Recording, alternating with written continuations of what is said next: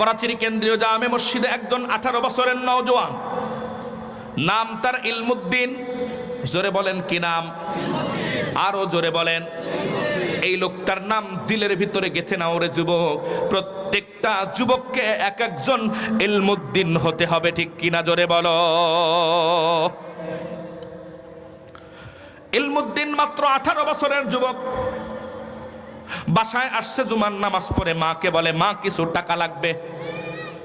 মা বলে বাবা ইলমুদ্দিন টাকা দিয়ে তুমি কি করবা? ইলমুদ্দিন বলে মা একটা মহৎ উদ্দেশ্যে যাচ্ছি, আমার উদ্দেশ্য যদি সফল হয় দোয়া করো আমার উদ্দেশ্য যেন সফল হয়। আমার উদ্দেশ্য যদি সফল হয় মা তোমার সাথে এই দুনিয়ায় আমার আর দেখা হবে না, দেখা হবে জান্নাতের সিঁড়িতে।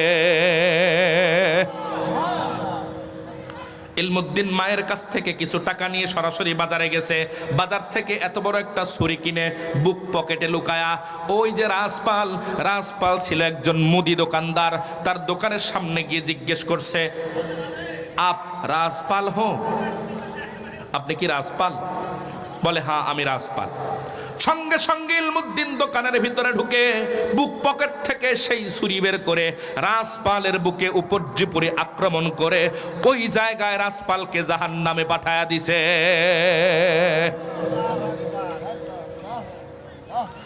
আশপাশের লোকজন দৌড়ায় আসছে, ছোট্ট মানুষ এত বড় কাজ করেছে, বলে তুমি পালাও পালাও, পুলিশ ধরে নিবে।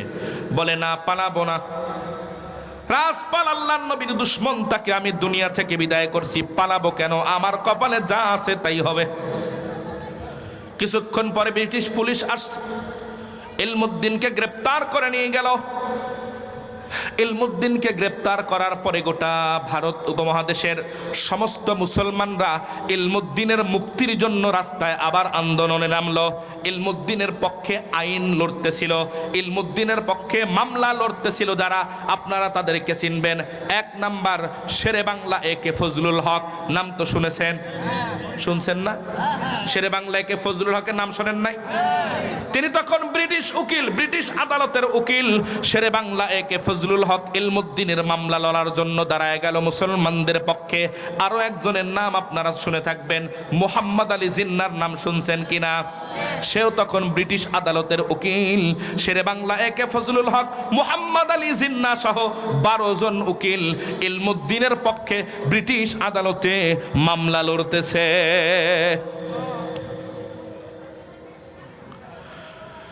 1929 সাল অক্টোবর মাসের শুরুর দিকে ইলমুদ্দিনের রায় হবে, রায় ঘোষণা হবে। শুক্রবারের দিন রায় ঘোষণা হবে। বৃহস্পতিবার সন্ধ্যায় শেরে বাংলা একে ফজলুল হক, মোহাম্মদ আলী জিন্না এইরকম 12 জন বাঘা উকিল ইলমুদ্দিনের কাছে জেলখানায় দেখা করতে গেছে।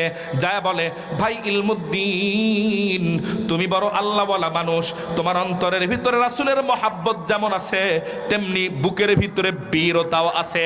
তোমার মতো বীর বাহাদুর মারা যাওয়া যাবে না, তোমার মতো বীর পালোয়ান আল্লাহর দুনিয়ায় বড় দরকার। তুমি শুধু একটা কথা বলবা, কালকে যখন বিচারের রায় ঘোষণার জন্য কাঠগড়ায় নিয়ে যাবে, তুমি আদালতে দাঁড়ায় বলবা, আমি যখন ছুরি মেরেছিলাম আমার তখন মাথায় সেন্স ঠিক ছিল না, এতটুকু শুধু বলবা, তোমাকে মুক্তি করার দায়িত্ব আমাদের। ইলমুদ্দিন বলে ঠিক আছে, আপনারা আপনাদের কথা বলেছেন, আমি আমার কথা বলবো। পরের দিন সকালবেলা 10টার সময় হাকিম এজলাস গ্রহণ করেছে। সারা পৃথিবীর মিডিয়া তখন করাচির ওই জায়গায় কি রায় হয় আজকে ইলমুদ্দিনের দেখার জন্য। শত শত মুসলমান ইলমুদ্দিনের রায় শোনার জন্য ওই আদালতে হাজির হয়েছে। মুসলমান যুবক মনোযোগ দিয়ে শোনো, ইলমুদ্দিনকে কাঠগড়ায় দাঁড় করানো হলো। বিচারক 300 পৃষ্ঠার সেই রায় ঘোষণা করতেছে। রায় ঘোষণা করার আগে ইলমুদ্দিনকে জিজ্ঞেস করছে, বাবারে তোমার কি কিছু বলার আছে? ইলমুদ্দিন বলে, আল্লাহর কসম করে বলি, সজ্ঞানে স্বেচ্ছায় আমি আমার নিজ ইচ্ছায় আল্লাহর নবীর দুশমনকে জাহান্নামে পাঠাইছি। সব উকিলরা জিব্বায় কামড় দিছে, করলোটা কি? এখন তো তারে আর বাঁচানো যাবে না। ব্রিটিশ আদালত তাকে ফাঁসির রায় দিয়ে দিল। 1 সপ্তাহ পরে ফাঁসি কার্যকর হবে, রায় ঘোষণা হয়ে গেল। যখন রায় ঘোষণা হইল, আবার যখন তাকে কন্ডেম সেলে নিয়ে গেল, ঢাকা কেন্দ্রীয় কারাগারের কন্ডেম সেল আমি দেখে আসছি। যাদের ফাঁসির রায় হয়, ওই কন্ডেম সেলে একটা ছোট্ট ঘর, কোনো ভেন্টিলেশন নাই, বাথরুমের সমান একটা ঘর, ওই ঘরের ভিতরে তাদের রাখা হয়। ইলমুদ্দিনকে ওই ঘরের ভিতরে রাখা হলো 1 সপ্তাহ পরে বাজি। শেরে বাংলায় কে ফজলুল হক, মুহাম্মদ আলী জিন্নাহ, 12 জন এইরকম বাঘা বাঘা উকিল ইলমুদ্দিনের সাথে দেখা করার জন্য আবার গেছে। যায়া ইলমুদ্দিনকে বলে, হ্যাঁ ইলমুদ্দিন, তোমারে তো আমরা হারায় ফেলতেছি, একবার যদি তুমি বলতা, আমার মাথার সেন্স ঠিক ছিল না, তোমারে আমরা মুক্তির ফয়সালা করতাম। ইলমুদ্দিন চোখের পানি ছেড়ে দিয়ে বলে, আপনারা আমাকে বাঁচানোর জন্য আসছেন, কিন্তু ঘটনা কি ঘটছে আপনারা তো জানেন না। শুক্রবারে আমার রায় হবে, বৃহস্পতিবার রাত্রে আমি এশারের নামাজ পড়ে যখন বিছানায় ঘুমায় গেছি, স্বপ্নের ভিতরে দেখি মুহাম্মাদুর রাসূলুল্লাহ সাল্লাল্লাহু আলাইহি ওয়াসাল্লাম ফুলের মালা নিয়ে, ডান পাশে আবু বকর, বাম পাশে আমার, 3 জন মিলে স্বপ্নের ভিতরে আমার দিকে আসতেছে। আল্লাহর নবী চোখের পানি ছেড়ে আমাকে ডেকে ডেকে বলতেছে, ইলমুদ্দিন, তুই কখন আসবি রে? তোর সাথে মোলাকাত করার জন্য আমি নবী তো পাগল পারা হয়ে গেছি। আপনারা আমাকে বাঁচানোর চিন্তা করতেছে, আমি তো অপেক্ষায় আছি কখন আমাকে ফাঁসির দড়িতে ঝুলায় দিবে আর আমি আমার নবীর সাথে মোলাকাত করব। 1929 সাল 29 অক্টোবর ইলমুদ্দিনের ফাঁসি কার্যকর হয়ে গেল।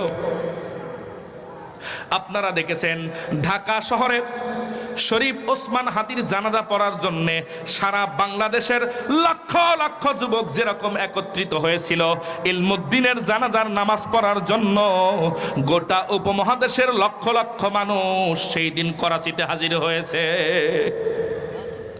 কে জানাজা পড়াবে?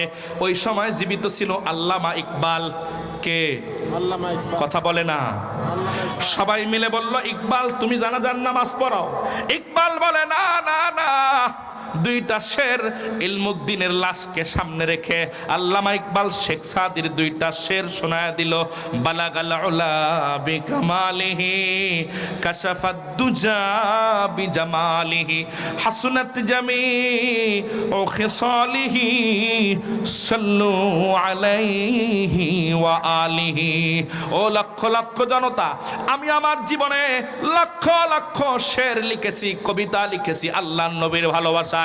আমি নবীর ভালোবাসা লিখনিতেই ক্ষান্ত করেছি। আর ইলমুদ্দিন তো এমন একজন মানুষ, নবীর ভালোবাসা জীবন দিয়ে প্রমাণ করে গেল।